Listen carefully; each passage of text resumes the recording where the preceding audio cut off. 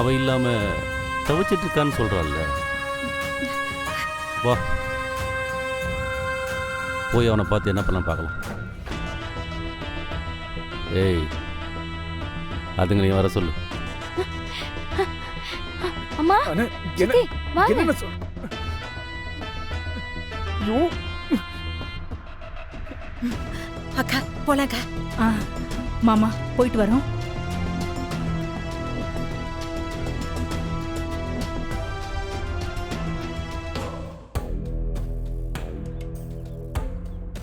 கர்ணா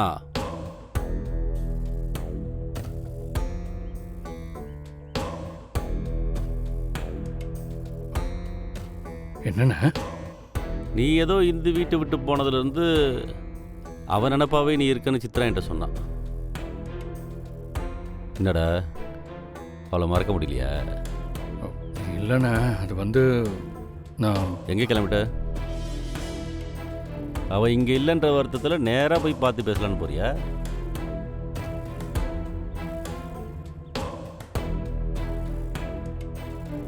யோசிச்சு பார்த்தா நானும் கொஞ்சம் அவசரப்பட்டு அவளை வீட்டை விட்டு வெளியே அனுப்பிட்டோமோன்னு இப்போ தோணுது. என்ன இருந்தாலும் நீ என் தம்பி தானடா. உன் ஆசைக்காகவும் இந்த வீட்டில் இருக்கவங்க எல்லாருடைய ஆசைக்காகவும் போய் அவளை திரும்ப இந்த வீட்டுக்கு கூட்டு வந்துடலாம். கிளம்பு.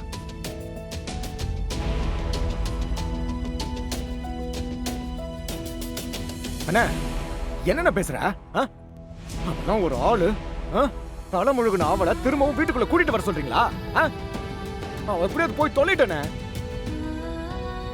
டேய் இவ யாரா? நம்ம கர்ணா.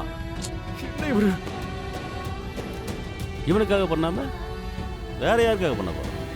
அண்ணா அவளால இந்த வீட்டுல என்னென்ன பிரச்சனை வந்ததுன்னு உங்களுக்கு ஞாபகம் இருக்குல்ல? திரும்ப ஏன் அவளை கூட்டு வரணும்னு சொல்றீங்க? ஏ தேவா, நான் ஒரு முடிவு எடுத்தா அது சரியா இருக்கும் நம்புறியா?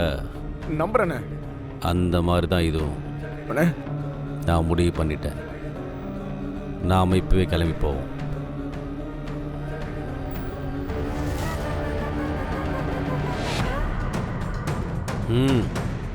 எல்லாரும் வண்டியில இருங்க. எல்லாருமே சேர்ந்து போய் கூட்டிட்டு வருவோம். இதுக்கு முன்னாடியும் சித்ரா கேட்டதுனால தான் கர்ணாவை ஸ்டேஷன்லேருந்து வெளியே எடுக்கிறதுக்கு முயற்சி பண்ணோம். அதே மாதிரி சித்ரா இந்த தடவை இந்த வீட்டுக்கு வரணும்னு ஆசைப்படுறா. அதையும் நிறைவேற்றிடுவோம். இல்லையே, இவங்க இவ்வளவு சீக்கிரம் ஒத்துக்கிறதுக்கு வாய்ப்பே இல்லையே. ஏதோ தப்பு